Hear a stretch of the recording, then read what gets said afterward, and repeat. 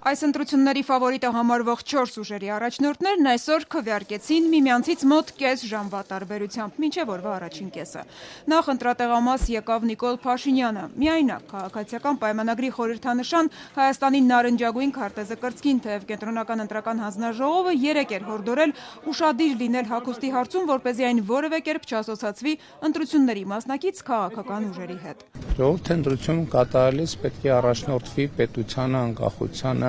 ապագային խաղաղությանը եւ երեխաների հեղափոխությանը տեր կանգնելու անհրաժեշտությամբ։ Արդեն 8 տարի Հայաստանը միանձնյա ղեկավարող Փաշինյանը պնդեց, պատրաստ է ցանկացած, այդ թվում ընդդիմության շարքերը վերադառնալու սցենարին։ Աստծի ժողովուրդը ինչ որոշի են էլ կանեն։ Ուժեղ Հայաստանի առաջնորդ Սամվել Կարապետյանը ընտրատեղամաս եկավ իրավապահների ուղեկցությամբ։ Կալանքի տակ գտնվող մեծահարուստ գործարարը քվեաթերթիկները վերցնելիս որոշեց ընտրության մասին հրապարակավ խոսել։ Ես որոշել եմ 16-ի օգտին։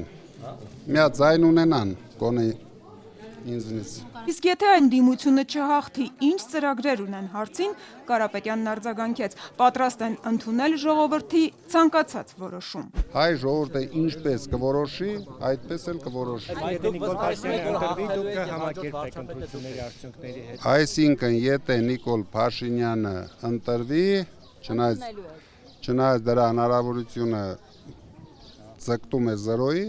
բայց հայ ժողովուրդը եթե կհամակերպվի, ուրեմն կհամակերպվի։ Երկրորդ նախագահ Հայաստան դաշնքի առաջնորդ Ռոբերտ Քոչարյանը կրկնեց, ընդդիմությունից ով շատ ձայներ ստանա, նա էլ կառաջադրի վարչապետի թեկնածու։ Ի տարբերություն Սամվել Կարապետյանի, սակայն առավել ռադիկալ հայտարարություններով հայտնի Քոչարյանը չբացառեց կլինեն հետընտրական զարգացումներ։ Թե Փաշինյանը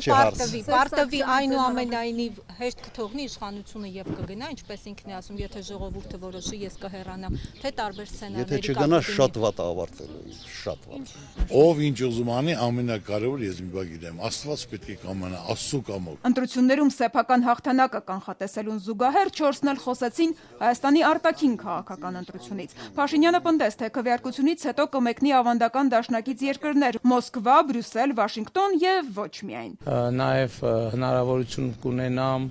մասնակցելու եվրոպական քաղաքական համանքի գագաթաժողովին Բաքվում։ Ռուսաստանի հետ հարաբերություններում ճգնաժամ չկա, այդ պնդումներն արհեստական են, հայտարարեց Նիկոլ Փաշինյանը։ Կրկնեց, ինքը Ռուսաստանի նախագահ Պուտինի հետ շատ սերտ կապեր ունի։ Հայաստանում գործող որոշ ուժեր իրենք փորձում են լարվածություններ ստեղծել Հայաստան-Ռուսաստան հարաբերություններում։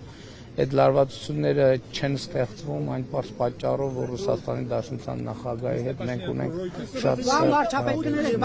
Մինչ գործող վարչապետը ուղղում էր լրագրողներին, թե Ռուսաստանի կողմից պատժամիջոցներ չկան եւ ձեռնարկված քայլերը աշխատանքային բնույթ ունեն, նրա կառավարությունում արտգործնախարարը հենց պատժամիջոցներ բառներ կիրառում։ Տեսանք նաև որոշակի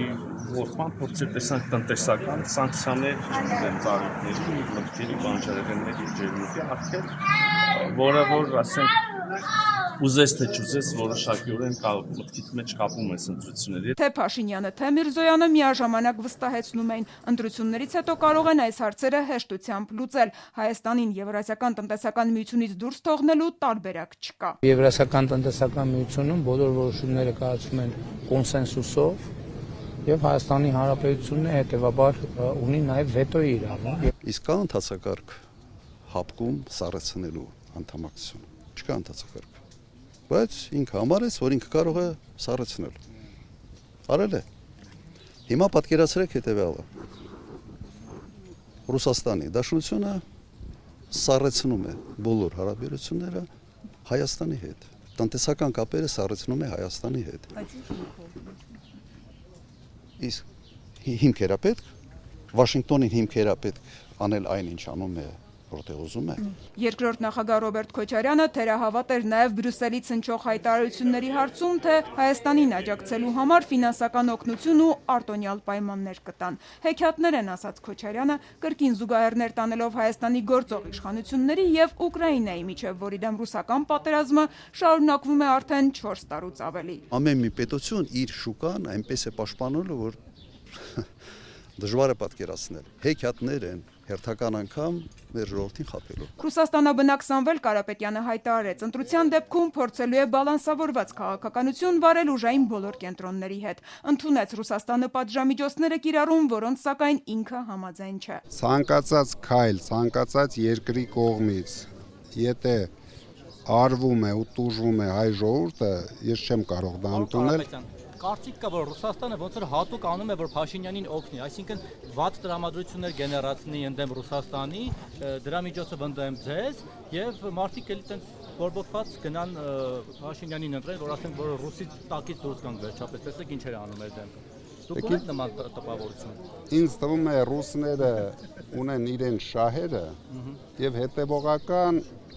վարում են իրենց քաղաքականությունը, դա ոչ մի կապ չունի ոչ Փաշինյանի հետ, ոչ ինձ հետ։ ԲՀԿ առաջնորդ Գագիկ Ծառուկյանի համար Ռուսաստանի քայլերը հասկանալի են։ Ռուսաստանի եւ Բելարուսի հետ սերտ հարաբերություններով հայտնի գործարարը պնդեց Փաշինյանը սխալ ուղղությամբ է տանում երկիրը։ Եթե ձեզ ավելի լավ բան առաջարկում է Եվրոպան, խնդիր չկա, գնացեք, բայց մենք արդեն նայելով, որ դու մեր հետ խաղում եք, եթե տենց է, ուրեմն մենք ձեր հետ վերաբերվելու ենք, ոնց որ եվրոպական պետություն, եթե գնում եք Եվրոպա, այդքան մի բան։ Բարգավաճ Հայաստանի առաջնորդն ի դեպ այսօր քվեարկության օրն անգամ վարչապետի իր տեխնացուի անունը չարտաբերեց։